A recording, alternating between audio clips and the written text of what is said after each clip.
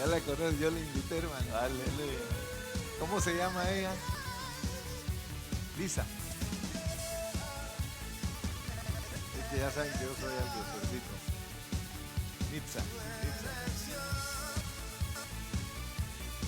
Hoy la nieta, ¿verdad? Ella sí la conocíamos porque la ha traído la hermana Rey.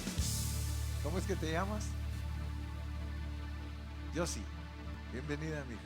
Bueno, ahora sí, pues les prometo que se acabaron los saludos, porque ya los saludé a todos.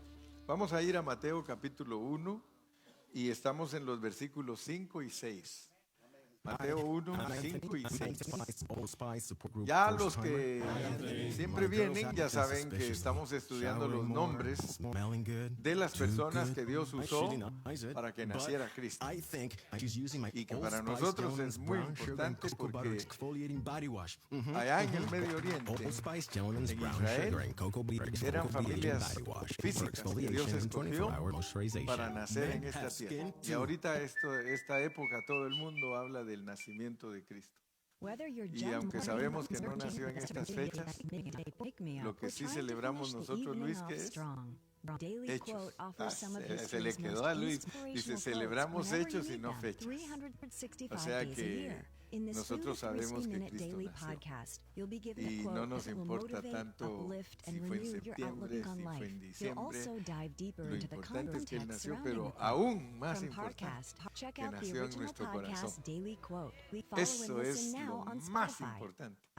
Porque aquel que Cristo no le nace en su corazón, solo le nace ahí en el nacimiento de diciembre, solo tiene un concepto religioso de Dios y no una verdad pura. Y nosotros estamos por la verdad pura, gracias a Dios, porque nosotros estamos disfrutando de todo eso que Cristo llevó a cabo. Y gracias a Dios, porque aquí en la Biblia, miren en el versículo 5 y 6, a pesar que a estas alturas de ese capítulo y versículo se está hablando nada más de todos los que Dios usó para que naciera Cristo, pero muy importante para usted y para mí que sepamos que el nombre de cada uno de ellos tiene que dejar una huella espiritual en nosotros. Porque resulta que Dios está esperando que Cristo sea dado a luz por nosotros. Ya no por todos estos personajes, sino por nosotros. Y yo estoy segurísimo que si se tuviera que escribir otra Biblia, a pesar que sí estoy seguro que en el milenio se va a escribir un tercer testamento. El diablo siempre ha querido que la gente se adelante y por eso a los mormones les hizo creer que el libro de Mormón es el tercer testamento. Fíjese, qué error pues tan grande, porque Dios escribe testamentos de acuerdo a las edades que van pasando. Entonces, si pasó la edad del Antiguo Testamento, pues por eso se escribió un Antiguo Testamento. Y eso produjo escribir el Nuevo Testamento para que nosotros entendamos esa transición del Antiguo al Nuevo, pero va a haber otra transición y tiene que ocurrir cuando Cristo regrese. Y cuando Cristo regrese, yo me atrevo a pensar, y no sé qué piensan ustedes, de que los nombres de todos los vencedores de nuestro tiempo van a estar incluidos en el tercer testamento. Así como ahora nos toca estudiarlos nosotros a ellos, a los que siguen después de nosotros les va a tocar estudiarnos a nosotros. Escuchen bien, si somos vencedores. Si somos vencedores. Porque el Señor usó puros vencedores. Y lo tremendo es que de todos ellos no solo dice lo bueno, dice también lo malo. Así que esa es una característica de Dios. ¿Verdad que Dios, cuando va a escribir una lección, si quiere hablar de Galo, va a decir todo lo bueno de Galo, pero también todo lo malo? Tú no quisieras que ahorita se sepa, sino cuando ya estés glorificado.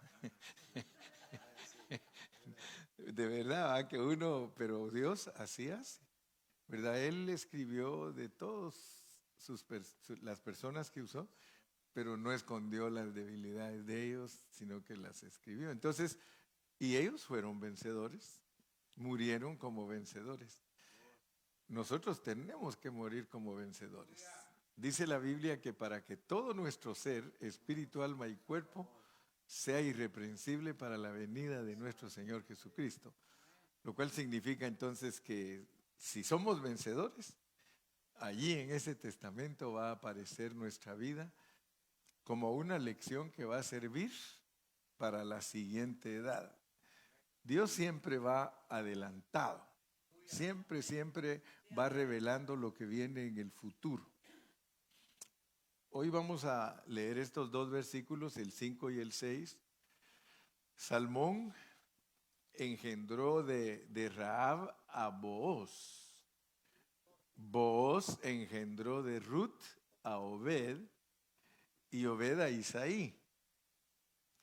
Versículo 6. Isaí engendró al rey David y el rey David engendró a Salomón, de la que fue mujer de Urías. No sé cuántos de ustedes ya se han ido familiarizando que en la Biblia, vamos a ir al 1.1 al 1.2, vamos a ir para que ustedes vean las diferencias que tiene la palabra de Dios, pero que esas diferencias les tenemos que poner atención. Aquí somos una iglesia muy estudiosos de la palabra, por eso el que le gusta estudiar la Biblia, le gusta estar con nosotros. Pero el que no le gusta estudiar la Biblia, decir, no, en esa iglesia no hay mucha emoción. Pero si le gusta estudiar la Biblia, usted va a ser bendecido. Noten ustedes las diferencias que aparecen en la Escritura. Abraham engendró a Isaac. Ahí no nos dice que Abraham engendró de una mujer a Isaac, ni que Isaac engendró de una mujer a Jacob, y que Jacob de una mujer engendró a Judá y a sus hermanos. Ahí no dice eso. Solo dice directamente, que Abraham engendró a Isaac y que Isaac a Jacob y Jacob a Judá y a sus hermanos. Pero vamos a seguir leyendo porque queremos aprender secretos que están escondidos en la Biblia y que nos corresponden a nosotros. Nosotros podemos saber los secretos de Dios. Versículo 3. Judá, ahora miren cómo dice, pues. ¿Por qué aquí no dice que Judá engendró a Fares y a Zara? Sino que nos dice que lo engendró de Tamar. Ahí ya metió a la mujer. O sea que Dios en determinado momento quiere que sepamos que algunos de los engendramientos tienen secretos escondidos. Y si nosotros queremos entender quién era Tamar, porque Judá engendró de Tamar. O sea que hay un aspecto que Dios quiere que usted lo aprenda. Porque como Judá significa alabanza, Judá significa una persona que tiene los dos extremos, ¿verdad? Porque Judá es Judas también, ¿verdad? Por un lado Judá es alabanza, pero por el otro lado es traicionero. Y Dios quiere que tú sepas que las dos cosas de Judá las tienes tú. Y las tengo yo también. Así que ustedes no solamente les gusta alabar a Dios, sino que de vez en cuando son traicioneros. Ay, ayúdanos, Padre Santo, ayúdanos. Pero es que como les dije que Dios no oculta nada de nosotros. Dios dice la verdad. Él no tiene problemas de andar, te voy a esconder estas tus cositas. No, para Dios somos lo que somos. Y luego, para entender que ese que es alabador y que de vez en cuando traicionero, tiene que pasar por la vida de Tamar. Y Tamar era prostituta. En ciertas cosas, en ciertas maneras, nosotros prostituimos las cosas de Dios. O sea que solo imagínense ustedes lo que Dios nos revela a través de esa genealogía.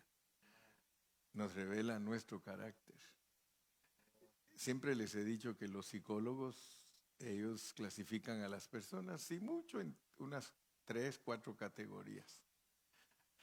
Sin embargo, Dios nos pone a nosotros, por un lado, 12 categorías con los apóstoles, y aquí en las generaciones nos pone 42 características de nosotros. Por lo tanto, nosotros somos bien complejos, bien difíciles, pero gloria a Dios que Dios nos dice, pero yo los tomo en cuenta. ¿Y para qué los tomo en cuenta? Para nacer yo en esta tierra. Fíjese, ese es un privilegio grande, esa es una bendición para nosotros que siendo como somos, porque todas estas características son nuestras. ¿Verdad? Tamar, ustedes saben la historia de Tamar, que ella buscaba el derecho de nacimiento.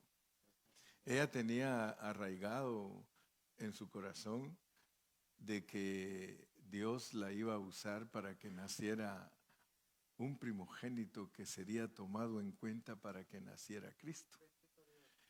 Y entonces ella se preocupó mucho, que quería hacer. Si ustedes leyeran las historias de los hebreos, ustedes se familiarían, ¿cómo se dice? ¿Ya vieron eso? Me cuesta decir esa palabra a mí. Se familiarizarían. Y entonces nos daríamos cuenta de que los israelitas, los judíos, le daban mucha importancia a tener el primer hijo que fuera varón. O sea que para ellos era algo, pero tremendo, que su primer hijo fuera varón, porque ese primer hijo tenía derecho de doble porción de tierra, de ser sacerdote y ser rey. Entonces ellos estaban siempre preocupados. Cuando nacía una hembrita, pues se ponían tristes. Pero no se preocupen, que tampoco estamos hablando que Dios desprecia a las hembritas, sino que ellos tenían en su mente que Dios los usara para que naciera el Mesías, ¿verdad? Porque para Dios todos somos iguales, cada uno tiene su función. Pero Tamar era una mujer bien preocupada de que le naciera su primogénito. Y resulta que Judá que era el suegro, porque él era el suegro de Tamar, que resultó teniendo un hijo con ella porque ella se aprovechó. O sea que ella, como era una mujer que amaba a Dios, y les dije en cierta oportunidad que para nosotros, aunque nosotros somos Jacobs y engañadores y tranzas, pero hay cosas que nos asustan, ¿verdad? Pues nos hacemos como que nos asustan, ¿verdad? Porque a nosotros nos asusta saber que del suegro la nuera tenga un hijo. Para nosotros eso, wow, eso es inmoralidad, eso para nosotros es tremendo. Sin embargo, la lección que tenemos que aprender, porque tenemos que aprender la lección, es de que Tamar era una mujer que estaba interesada en todo lo de Dios. Y nos parece raro que Dios nos ponga una mujer que tuvo que engañar al suegro para tener un hijo con él, y que nos diga Dios que es una mujer que lo ama. Y que por eso tengan cuidado a quien juzgan, ¿verdad? Porque todos nosotros somos buenos para juzgar y no sabemos ni qué está pasando con la gente. ¿Por qué? Porque nosotros tenemos problemas. Pero Dios no tiene problemas. Él, no crean que tiene el azúcar alta o que Él tiene problemas de emocionarse mucho o de... No. Y por eso a nosotros nos cuesta entender a Dios. Porque ella, con todos sus problemas, ya ven que Judá le dijo, vete a tu casa, porque dice que los 2 hijos de Judá eran malos y Dios los recogió. Y él tenía un hijo chiquito, un hijo pequeño, y dijo, vete a tu casa y cuando crezca te lo doy para que levantes descendencia. Pero resulta que al papá se le olvidó Se le olvidó que la había mandado a la casa, pero a ella nunca se le olvidó porque ella era una mujer que estaba ansiosa por traer a luz un heredero que tenía que levantar descendencia para que Cristo naciera. Y ya ven que ella hizo todas las artimañas que tuvo que hacer. Se vistió de prostituta y se fue a donde iba el suegro a trasquilar las ovejas. Y ahí ella dice que ataviada como prostituta se puso en el camino. Y el suegro pues era viudo, ¿verdad? Y ese día se le antojó. Pasando por el camino se le antojó y la contrató, dice. La contrató y estuvo con ella y después cuando no tenía con qué pagarle se dio cuenta que no traía la billetera. Y entonces dijo, ¿y ahora qué hago? Dijo, vamos a mandarte a pagar. Y ella le dijo, dame tu báculo, tu sello y tu cinto y me mandas a pagar. Y él dijo, oh, sí, quédate ahí.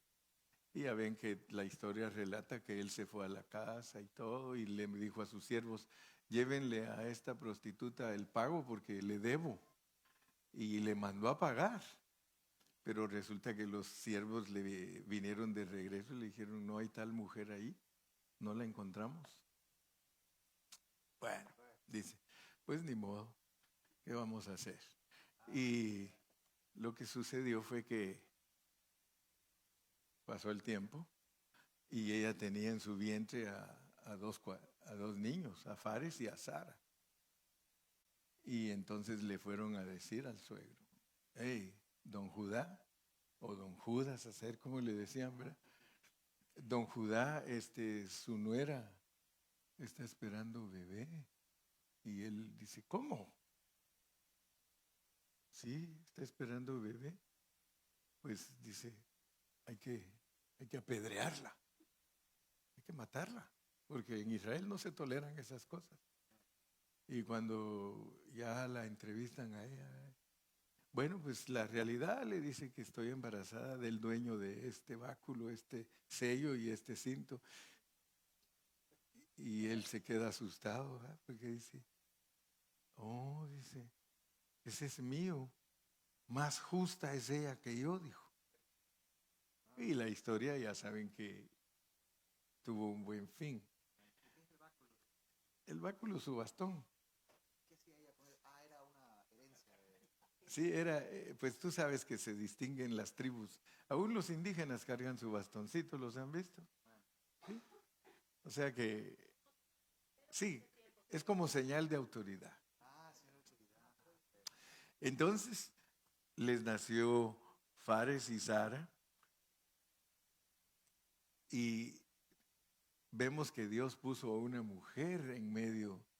No fue un engendramiento directo, lo cual significa que en determinadas experiencias de nosotros, para que Cristo se forme en nosotros, tenemos que participar de algunas cosas que son posibles. Así diría que era, posibles, dice el Alba. Cosas posibles. Y no te asustes, porque a ti te han pasado cosas posibles. A mí también. Pero tienes que aprender que si tú amas a Dios, todo eso ha servido para que madures, para que crezcas en Cristo y que no te lamentes ni que te vayas a acomplejar, porque el problema de muchas personas es que se acomplejan y creen que porque lo que hicieron era tan malo que no tienen perdón.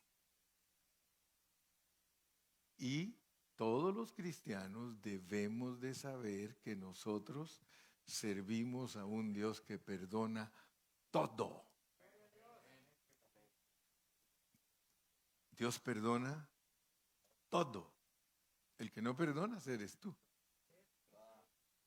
El que no perdona soy yo. Pero Dios perdona todo. Si no, en vano murió Cristo. Cristo es la ofrenda perfecta por el pecado. Usted sabe que mucha gente solo vive del pasado. No se oye, padre. Usted sabe que hay gente que solo vive pensando en su pasado y siempre lo atormenta su pasado. Hermano, si usted ya pidió perdón, si usted ya se arrepintió, ¿qué le preocupa?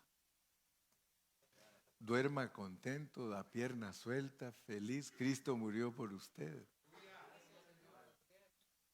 Si no, Dios no nos pusiera estas historias, hermano. ¿Cómo nos va a poner a una prostituta donde nace Fares y Sara y que después produce a un Esrom? Y cuando estudiamos a Esrom aprendimos que Esrom quiere decir amurallado. Que somos personas que vienen amuralladas. Fíjese que es raro el cristiano que sabe que vino a esta tierra amurallado. Algunos dirán, a saber qué es eso usted.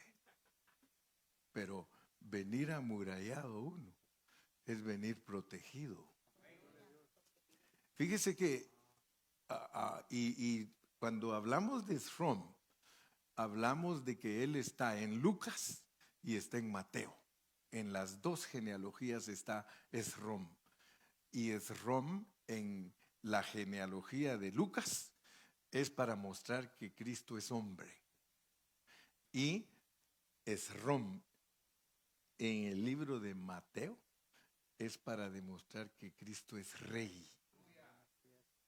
Y que como rey es el Espíritu Santo. Porque es Dios con nosotros, Emmanuel. Entonces, venir amurallados, hermano, eso es terrible, eso es tremendo. Porque quiere decir que antes de que tú vengas a Cristo en tu hombre natural, Dios te mandó blindado.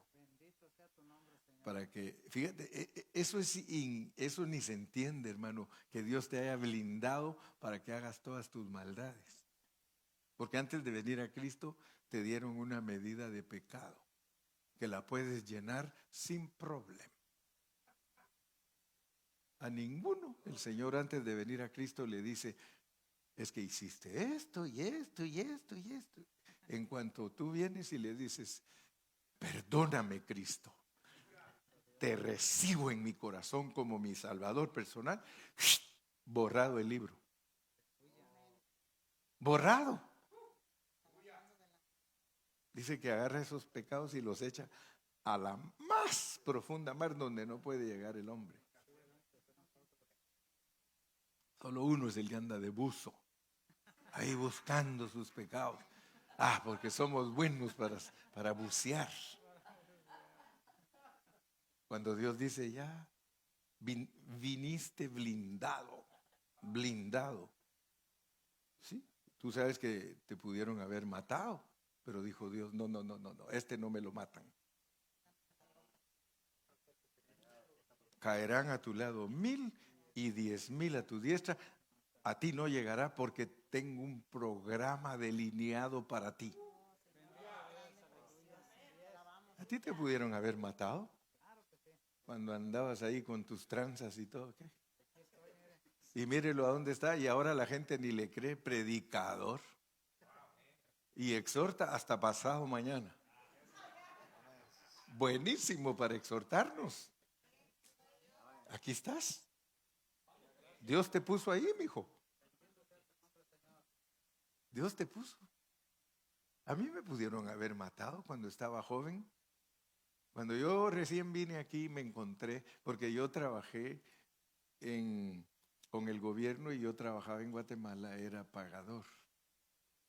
Trabajaba con rentas internas y estaba en el edificio de la policía, ahí en la Sexta Avenida.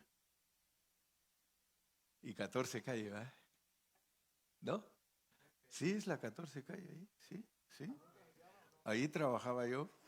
Y cuando recién vine a Estados Unidos, ¿qué les parece? Yo encontré aquí a uno de los que eran guardaespaldas del director de la Policía Nacional. Y yo los conocía a ellos porque ahí parqueaban los carros atrás del edificio. Y viene él y me dice, vos Carrillo, porque así nos tratamos allá. Vos Carrillo, me dijo, ya estando yo aquí, te voy a contar algo, me dijo, que ahora te lo puedo contar. Me dijo. ¿Te acordás de fulano de tal? Sí, le digo. Ese me daba $200 por matarte a ti. Me habló y me dijo que te matara. No, si usted viera cómo son nuestros países, hermano.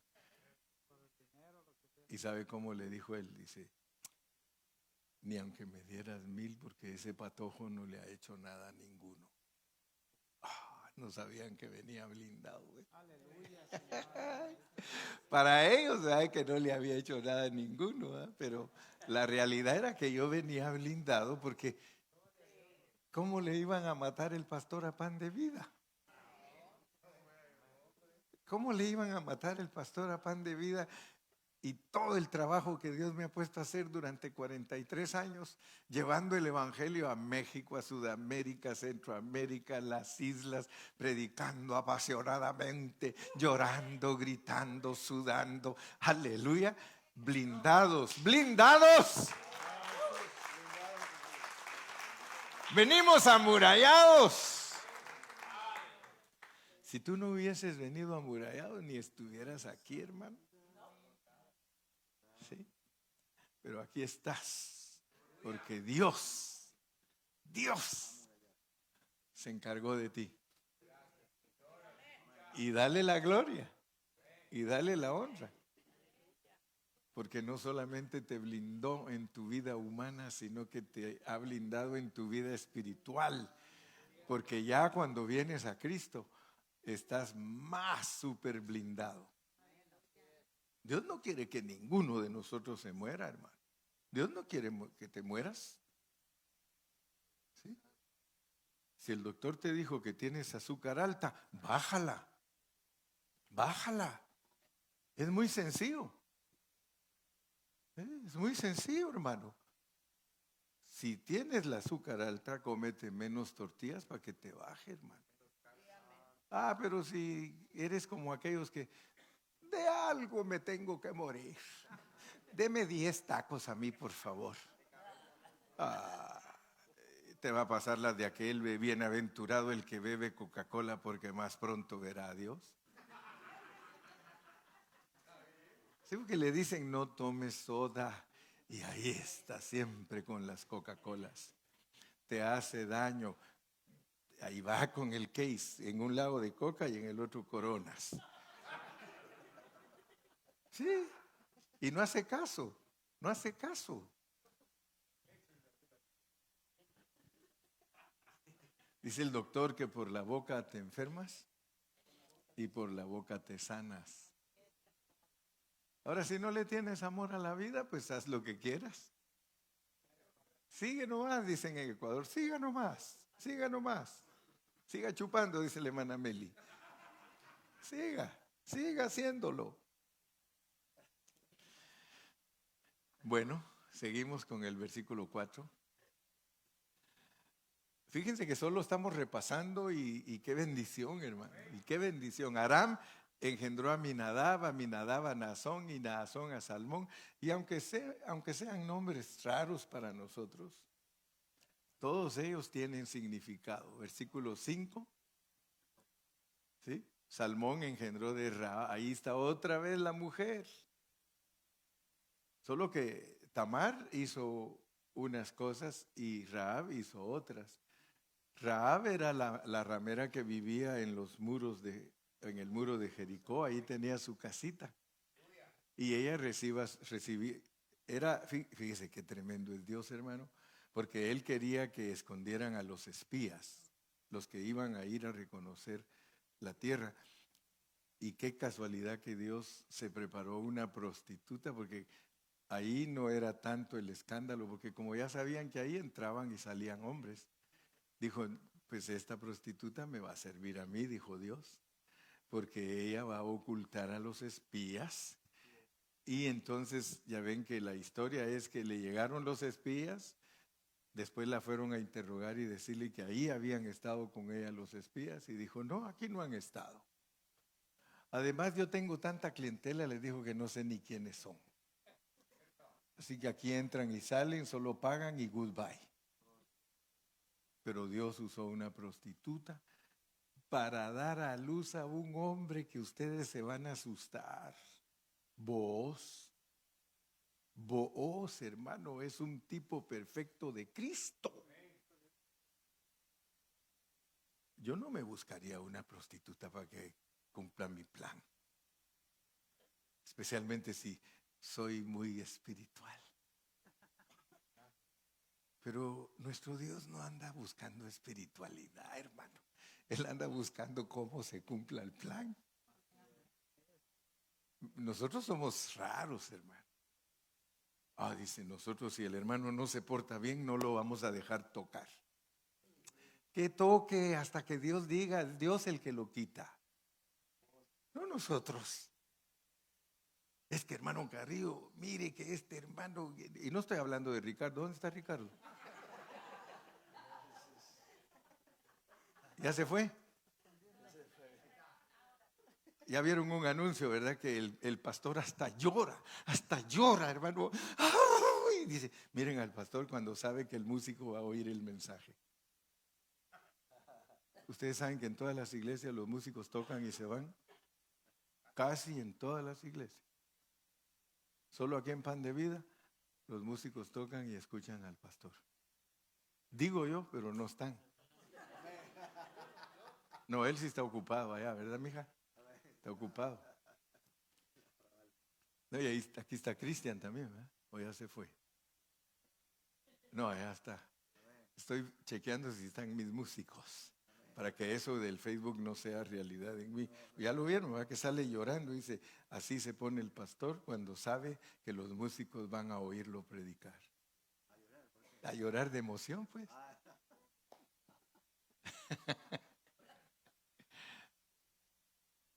Rahab, una ramera, para que naciera Booz. Y fíjense que Booz era un hombre riquísimo, riquísimo. Ya saben que Ruth, que se casó con Booz, porque Ruth de Booz tuvo a Obed y Obed a Isaí. Pero ese Booz es una lección para nosotros de que si nosotros somos ricos en Cristo, porque se necesitan muchos hermanos ricos en la vida de la iglesia, pero ricos en Cristo. Yo no le estoy hablando de dinero, hermano. Ricos en Cristo.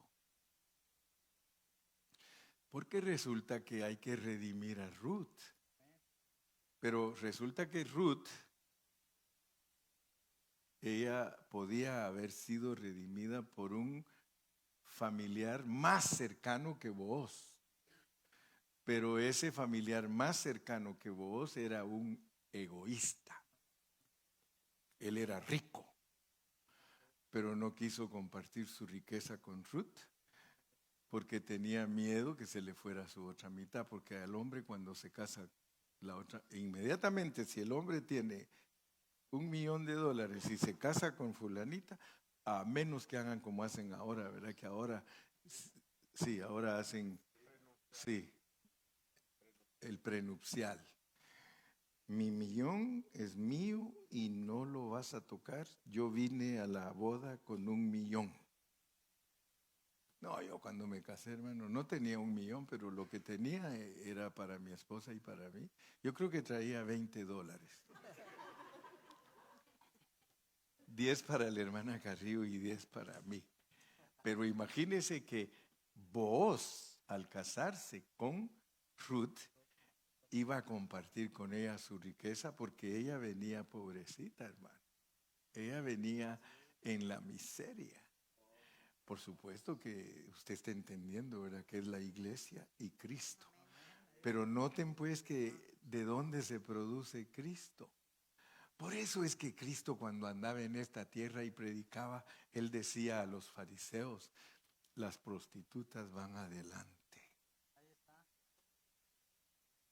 Ustedes se creen mucho, le dijo a los fariseos, porque lo peor que nos puede pasar a nosotros es creernos muy espirituales. Lo peor que le puede pasar a un cristiano, hermano, es creer que él es mejor que otro hermano y juzgarlo cuando aquel está en el fango. Eso es lo peor que nos puede pasar a nosotros. Nosotros tenemos que ser como es Dios. Si alguien está en el fango, ensúciate tus manos y sácalo. Que después hay suficiente agua, no solo para lavarte las manos, sino hasta para bañarte. Amén. Entonces, él no tuvo reservas. Y nosotros, si somos esos cristianos que somos ricos en Cristo, porque no vaya a creer usted que la mayoría de cristianos es rico en Cristo, la mayoría son bien pobrecitos, no tienen nada que dar. Ellos no son capaces de levantar a un hermano que está sufriendo. Ellos no son capaces de venir y dar palabras de aliento. Ellos no son capaces, hermano, de mostrarle a su compañero, al hermano, mostrarle el amor para que se acerque a Cristo, hermanos. Y mire, muchos de nuestros familiares no están en Cristo porque nosotros somos fariseos. Nosotros caminamos muy erguidos, creyendo que nosotros, aleluya, gloria a Dios, nosotros sí somos esos cristianos bien espirituales. Pero ese mi primo es el diablo. Ese mi tío es el chamuco. Esa mi tía es una bruja. En vez de mostrar el amor de Cristo. El amor echa fuera el temor. El amor cubre multitud de pecados. Vos. Y por eso aprendimos de Ruth. Pero hoy no he empezado a predicar porque voy a predicar de Isaí. Hoy es doble. No se crea, no se crea. Pero me voy a introducir porque yo quería hablar hoy de Isaí. De Isaí. Porque Booz engendró de Ruth a Obed y Obed a Isaí. Fíjense que la Biblia no habla mucho de Isaí. Lo que dice acerca de él es muy importante. Porque es secretos escondidos. Secretos escondidos. Mire cómo dice en Isaías 11. Vamos a leer el versículo 1. Isaías 11:1. Vamos a aprender de Isaí. Isaí es el mismo que se llama Jesse. Jesse e Isaí es la misma persona. Algunas versiones dicen Jesse, otra dice como esta, Isaí. Saldrá una vara del tronco de Isaí y un vástago retoñará de sus raíces. Fíjese pues, esa es parábola. Esa es parábola. Si los cristianos no aprenden a interpretar parábolas, no van a saber qué quiere decir eso. Saldrá una vara del tronco de Isaí y un vástago retoñará de sus raíces. Si le preguntara a ustedes, posiblemente alguno que es atrevido como Jorge diría algo, o como Dani dirían algo, pero otros dirían, pastor, yo no sé qué quiere decir eso. Saldrá una vara del tronco de Isaí y un vástago retoñará de sus raíces. Entonces, para que vayamos entendiendo, ahí dice que va a salir una vara y un vástago. Una vara y un vástago. O sea que saldrá una vara del tronco. Saldrá una vara del tronco. Y un vástago de sus raíces. Está hablando de Cristo. Está hablando de Cristo. Y noten que una vara del tronco de Isaí y un vástago de sus raíces. Cristo vino de Isaí. Cristo vino de Isaí, porque es lo que estamos estudiando. Que todos estos personajes los usa Dios para que nazca Cristo. Hermanos, si nosotros no ponemos atención a estos versículos, es posible que no saquemos su esencia. Porque si leemos bien, dice que Cristo salió de Isaí y que Cristo es la raíz de Isaí. Noten esto, pues. Si no ponemos atención, no nos damos cuenta que Cristo salió de Isaí y que Cristo es la raíz de Isaí. Fíjense, pues. Saldrá una vara del tronco de Isaí y un vástago retoñará de sus raíces. Entonces, esto es complicado descifrarlo, pero pongan atención. Nosotros tenemos que ver que Dios nos ha revelado que nosotros salimos de Cristo y que hemos sido puestos aquí en este mundo para que Cristo salga de nosotros. Fíjese pues, nosotros hemos salido de Cristo y Dios nos ha puesto en este mundo para que Cristo salga de nosotros.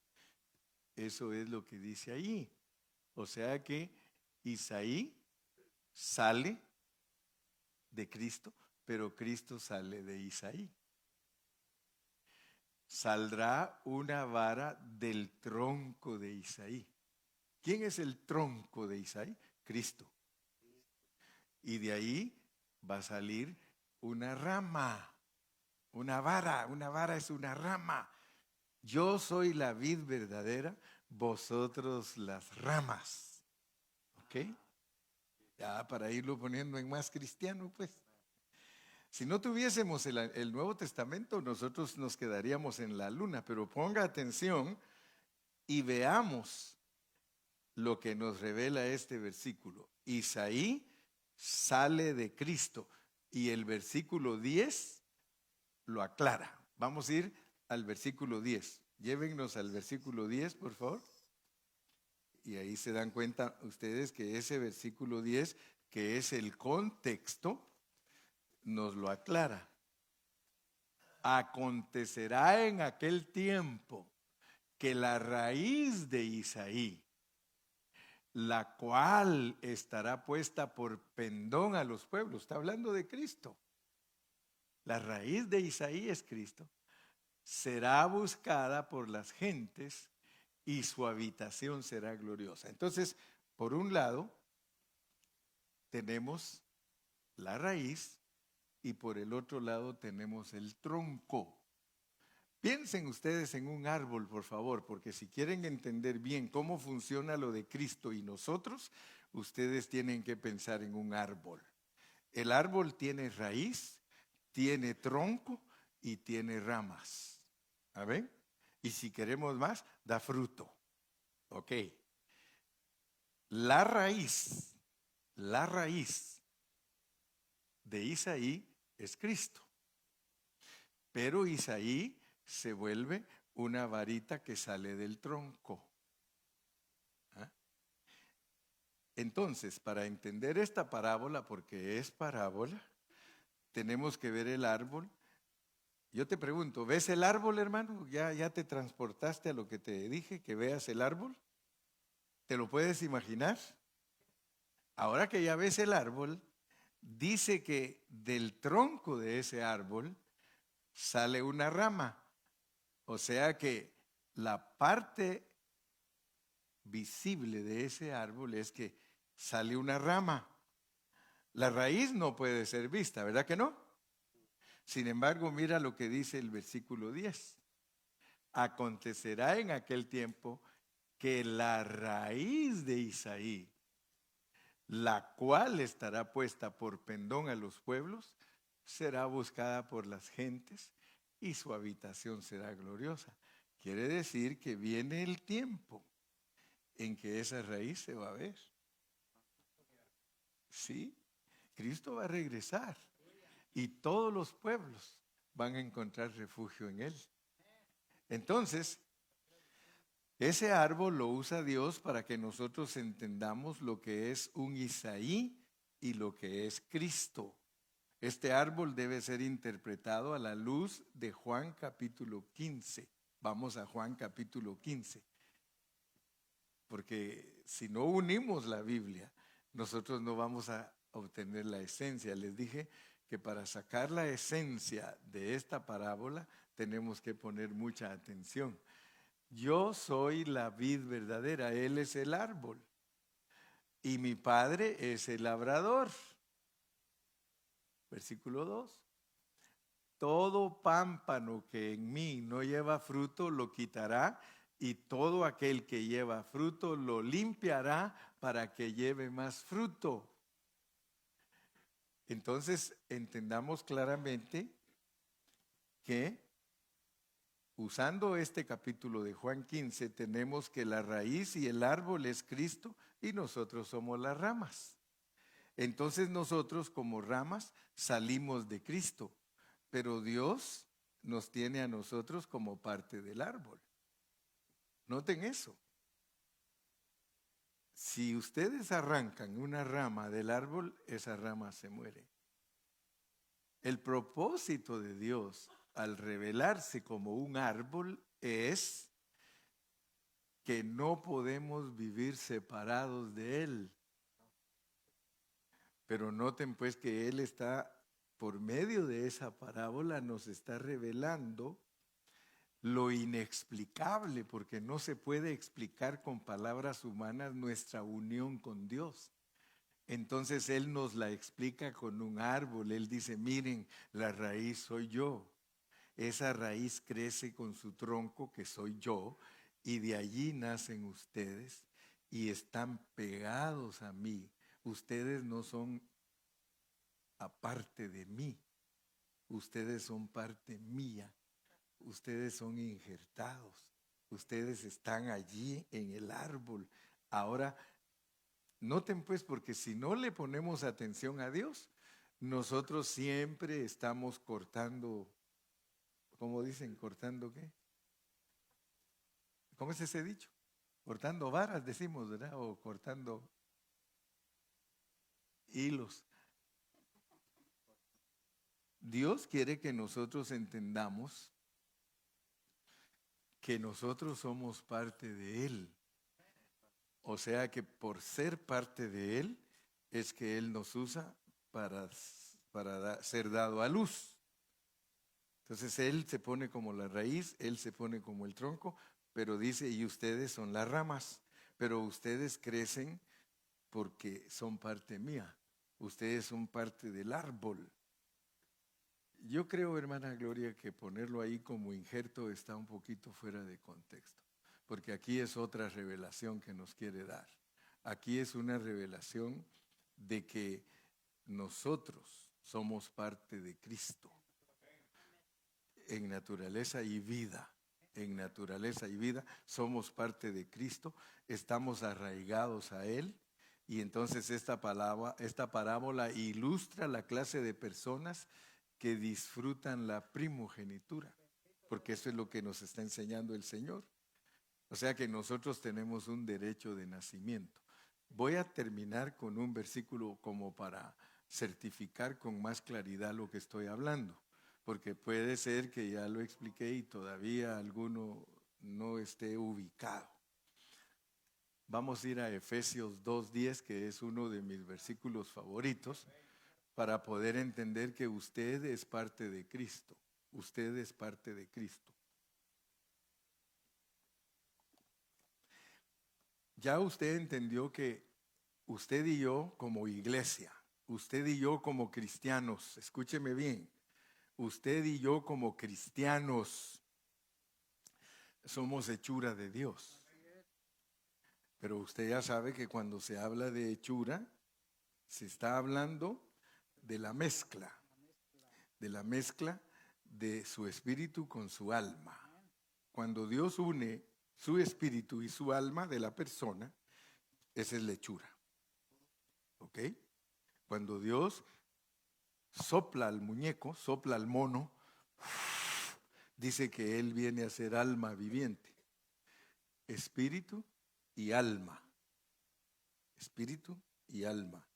Esa parte junta se llama hechura. Pero aparte de eso, usted como cristiano y como iglesia está creado en Cristo Jesús. Pónganme atención porque si no este es un palabrerío que ustedes lo pueden dejar caer a tierra y no captar nada. Cuando Dios, y perdónenme que algunos que nos escuchan en la tele no entienden lo que estoy hablando porque para entenderlo tienen que oír otros 200 mensajes atrás. Porque somos hechuras suya, creados en Cristo Jesús. Cuando Dios se le antojó crear a Cristo, porque todos, gracias a Dios aquí, ya saben que Cristo es creador y criatura. Él es creador y criatura, indiscutiblemente. El que no entienda eso, que nos disculpe, no vamos a pelear con ellos, porque cada quien es responsable de lo que Dios le ha revelado. Pero Cristo como criatura, nos incluye a nosotros. O sea que cuando Dios se le antojó autocrear a Cristo, allí estábamos ya nosotros juntamente con Cristo. Eso quiere decir creados en Cristo Jesús. Tú no eres cualquier cosa. El cristiano que no ha entendido lo que él es porque ha divagado, no ha tenido bendición de acercarse a un ministerio que conozca la Escritura y por eso no sabe. Pero el que Dios lo ha bendecido de estar cerca de un ministerio que es bien responsable de la palabra, como lo somos aquí, usted sabe que usted fue creada en Cristo Jesús o criado en Cristo Jesús. Eso significa que cuando Dios se hizo Cristo, escuchen eso, no se asusten, cuando Dios se hizo Cristo, nos incluyó a nosotros. Somos su esposa. Él es la cabeza y nosotros el cuerpo.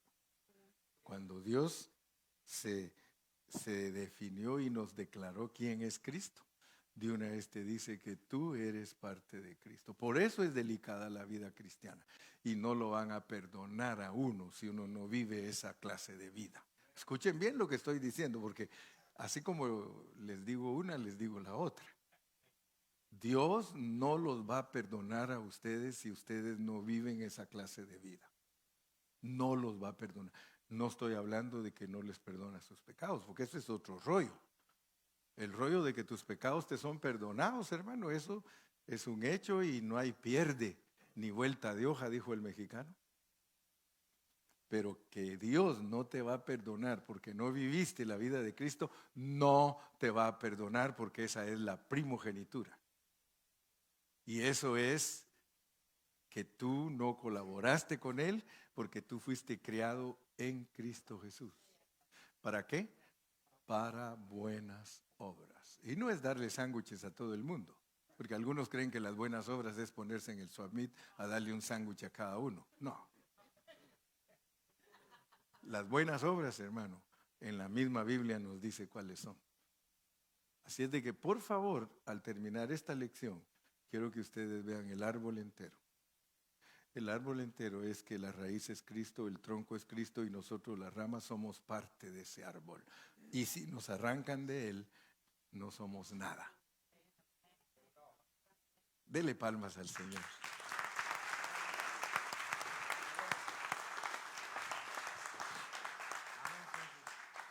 Si Dios nos da vida, pues conéctese mañana y mañana voy a continuar para cerrar lo que mañana lunes en el Facebook. Yo predico aunque sea feriado. Es que algunos dicen, ¿hay feriado, hermano Carrillo? No. Bueno, jingle bell, jingle all the way. Tan, tan, tan, tan, tan, tan, tan, tan, tan. Porque estoy esperando el mensaje de Navidad. Esto que hablé hoy es más importante que Jingle Bell, más importante de Feliz Navidad. Ta, ta, ta, ta. Pero todo lo que no contradice la palabra de Dios no es pecado. Usted está aquí con un pastor que yo no soy una persona legalista, soy una persona que yo entiendo las cosas y le doy gracias a Dios por ello. Pero porque a mí me preguntan, hermano, ¿y si podemos celebrar la Navidad? Hermano, ¿y si podemos hacer esto? Hermano, mire, yo no tengo tiempo. Yo aprendí una cosa, ¿saben? Y se las comparto. El pastor que es sabio, cuando le hacen esa clase de preguntas, ni siquiera contesta. Si usted me pregunta a mí que si hay que diezmar, yo no le voy a contestar. Le voy a decir, ¿tanto tiene de ser cristiano y no ha entendido la Biblia? Como aquel pastor que dice, pastor, ¿y quién va a ser la bestia? ¿Cuántos años tienes de ser cristiana, mija? 30, tú eres.